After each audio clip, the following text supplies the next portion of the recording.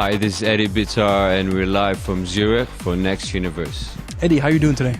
Yeah, I'm good, thanks, man. I'm really looking forward for tonight, and I'm excited to debut Switzerland, actually. Yeah, we're in Zurich. What are your impressions so far? You just got from the airport, right? Straight. Yeah, it's freezing, but the city looks awesome, and so it's my first time in Switzerland and Zürich, so I'm really excited. You're closing Next Universe 2 tonight. What can we expect from your set? Well, because I'm closing, I'm going to be playing a bit harder than usual. I'm playing lots of side trance and definitely some of my tracks, some new tracks as well, and yeah, going to play hard. You got your first decks back in 2008 and started playing at friends' house parties and stuff. Right. When did you realize that this could actually be a career for you? As you said, it started back in houses and house parties, so when I started to get like a big and good positive reaction from my friends in the house parties, so they recommended for me to try and play in clubs, in pubs around in Beirut and Lebanon. So this is what I did, and I used to enjoy playing and DJing for people, and yeah, I felt like this is what I really want to do, and yeah, I just started with it. And then you moved into music production. What was that like? That has to be something completely different compared to DJing. And did you have any use of your DJing experience into producing? Like, producing is the next step. Like, everyone knows that you have to produce to be able to get into the music scene and all that kind of stuff.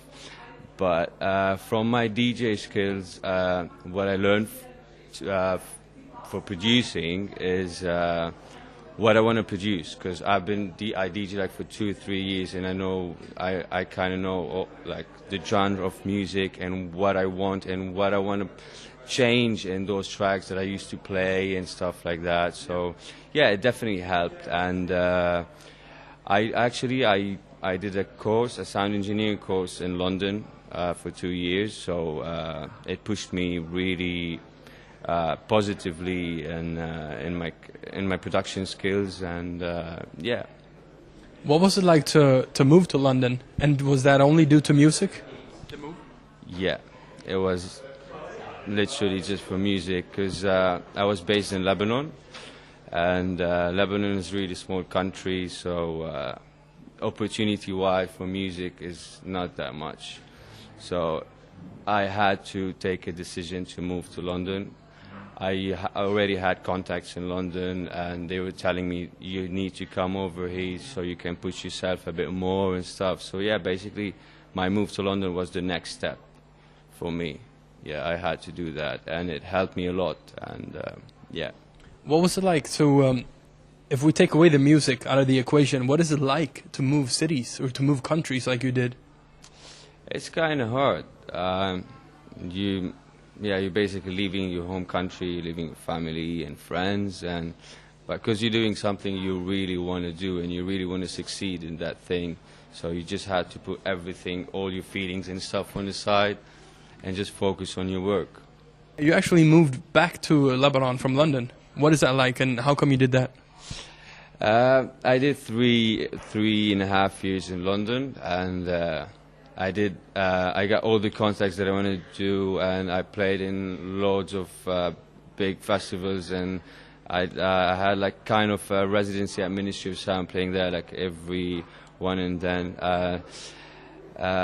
But I had to leave London because I finished actually my studies, so I moved back to my family back in Lebanon, and now I'm planning again another move to my home country, which is Canada, and it's been a while that I haven't been there. So yeah, I just need to settle down basically, and I couldn't do that because it's just like I couldn't settle down in a place now. So yeah. Studio-wise, what are you working on right now? Studio-wise, studio never stops basically. I'm working on loads of collabs, really interesting collabs actually. Can you tell me about the track? About the track, it's a collab with a duo producers, and it's a bit different from what I used to do. It's a bit more. It's really dark, and it has like an Oriental feeling in the melody, in the break, and it's really nice. I can't wait for you guys to hear it, basically. And I've got another one. I'm working on a new collab with a psytrance artist. I can't say the name yet. It's a bit slower. It's like maybe around 134, 133, which is like something that I don't usually do. But we decided to go a bit more like the proper techno psytrance feeling in it. Like, yeah. Cool. I read somewhere that there's an Eddie Bitar album in the works. How is that going? What can you tell me about that? Yeah, the album. I didn't know that the album's going to take that long, to be honest. Yeah, I was planning it to get released this year, but I'm literally not even 30% done with it. So I'm taking my time. Like, I want it properly done, like every single track to be like, as I'm releasing everyone as a single. Like, I don't want just a side beat track on the album. I just want proper album out. Yeah. And I'm trying to get as well collabs and some proper remixes on it. So yeah, it's taking a bit of time, maybe 1 more year or something.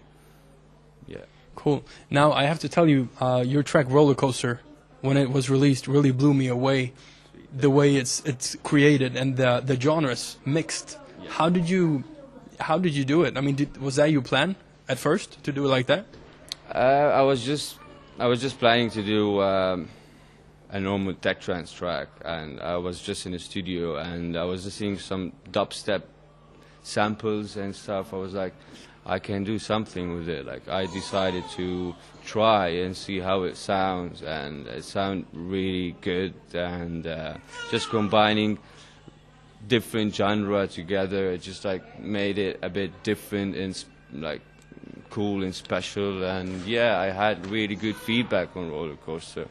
I haven't, like, people ask me to do like something a bit similar to that, and I haven't done that. But maybe next year or something, I'll do like a follow-up for it. Do you feel that Rollercoaster was an important step in your career as well?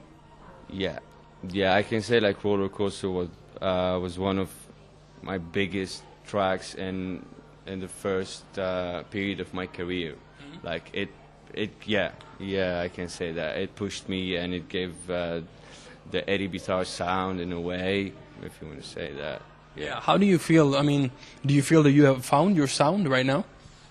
For the last year, yeah, kind of.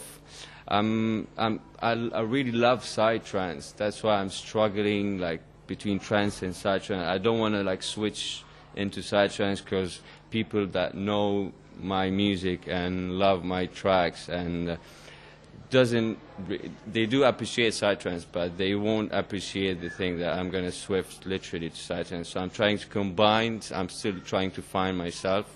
I'm trying to combine psytrance into trance, and the latest tracks that I did, it's gonna be basically my sound. They're not out yet because this is the sound that I'm gonna be focusing on for next year. Yeah. Cool. I'm looking forward to hear some of that too. What can you tell us about the radio show, The Verdict, and where does the name come from? Well, I take loads of time to name my tracks and to name brands and stuff like that to come up. So The Verdict was, I just came up with the show name like when I started it like a couple of years ago. It's just like, because you know the verdict means it's when you judge on something, it's the verdict. So it's basically when I choose the tracks and I put them all together for a radio show. So it's basically, I just love the name and the brand and stuff. But basically I want to tell you that I'm doing a rebrand as well. So the verdict's going to change next year. I'm doing something a bit different. I'm rebranding the whole Eddie Bitar thing. How do you want to upgrade it, or what do you want the rebranding to include? I can't really say what's going to include because this is what's going to be the surprise for people, basically. Are you going to change your sound as well, or? Not change what I told you before, that I'm doing new stuff now. It's all combined all together with with a new radio show name, a new brand. I'm changing my logo as well and all that kind of stuff. It's just because I feel like it's been a while now, and because I'm changing myself this coming year, so I just feel like I need to change some stuff in my brand. Sounds like you have a very exciting year coming up then. Yeah, I'm really looking forward for 2015, to be honest. It's a lot of things going to happen. I had a big chat with my management and big plans ahead. And yeah.